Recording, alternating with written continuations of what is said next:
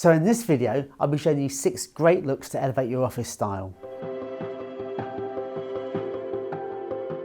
This is a great look for autumn, before it gets really cold. I think double-breasted flannel jackets always had a bit of warmth to them, and I quite like the slightly lighter colour, particularly on those lovely bright autumnal days. You don't want to sort of go into deep dark colours just yet. It looks really, really fresh. I'd even go so far to wear it with lighter coloured trousers. I love this type of jacket worn with really thick, heavy corduroy or moleskin and some chukka boots. So you're taking winter weight fabrics, but still keeping the palette a little bit lighter, a little bit brighter, a bit fresher. Really good, confident autumn look. Speaking of confidence, a lot of my customers, a lot of the comments we get are from people, gentlemen not sure about double-breasted because they've heard you have to be tall, short, slim, bigger, athletic. People shouldn't be really scared of double-breasted. A well-fitting double-breasted jacket complements most figures. The ecru shirt is very neutral, but if you look closely, it's got a beautiful little texture to it, which I think makes it more interesting. Madder silk ties always look autumnal, so it's a good nod towards the season, it's a good balance. And of course, with all these beautiful colours here, the pocket square just brings it all together. I really like this take on the classic blazer look, conservatively dressed with a slight twist in colour. I love the texture in the shirt. The blue tie has a lot of green in it, so it really complements the jacket elegantly.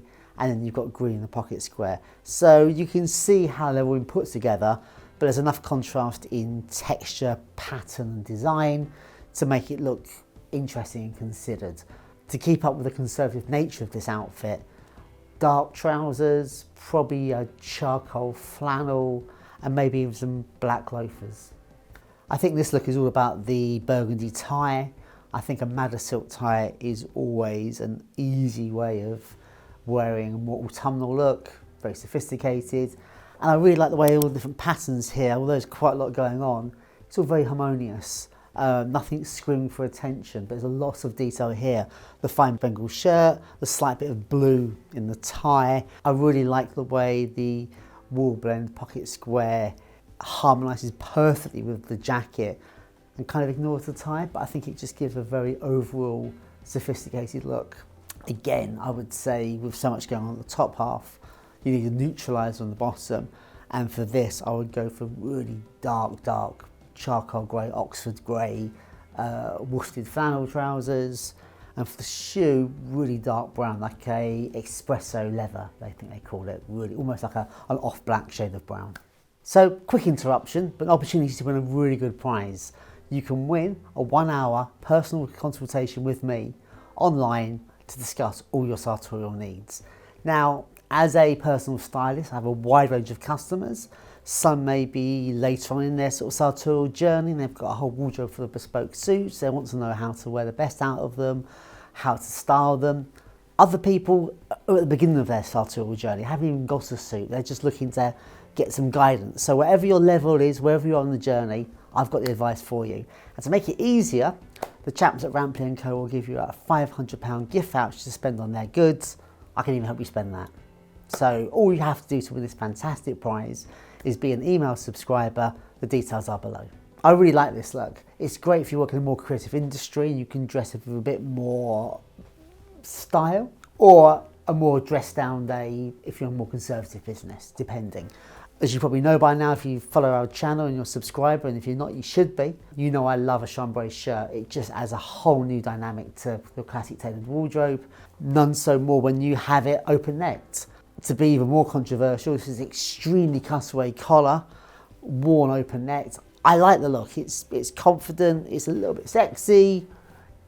It's a good, strong look. I would also pair this with some quite bold trousers just to really finish it off. So with your double-breasted jacket in beige, maybe like a bold Prince of Wales check or some houndstooth, maybe like a sort of little tartan style sort of trouser would look great as well. All in all, if you're in a creative industry, you want to give a bit of an interesting vibe, consider this look. It's not without its detractors. I'm expecting comments about denim shirts, cutaway collars, double-breasted worn without ties, but I think it's a smart look. I really like the shade of this jacket. It's a bit of a play on the blue blazer, similar sort of depth of colour, similar tone, but the green just makes it look a little bit fresher. If I was styling it, it has the same degree of formality as the classic blue blazer, and I've put some of the classic elements.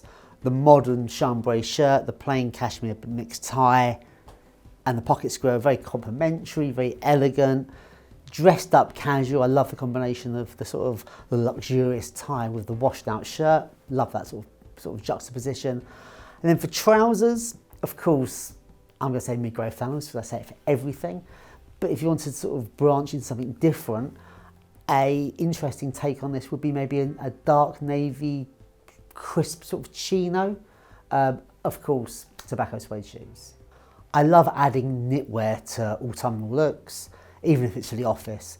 I think this beautiful cashmere corset, for example, is still very elegant, still very considered, but still looks serious enough for business. You could also use this to dress it down a bit further and remove the tie, but I actually quite like the combination of the shantung tie, the cashmere, the beautiful glen check. There's lots of different textures and patterns going on, but they're quite harmonious without being too matchy-matchy. However, I would say with all this detail at the top, I would go very neutral on the trousers, pick out the sort of the tobacco-y shades, the light beiges, and go for maybe something like a brushed cotton trouser and a simple loafer. Well, I hope we've inspired you to try some different looks for the autumn, maybe push you a little bit outside of your comfort zone. Let us know how you get on in the comments below, and as always, don't forget to subscribe.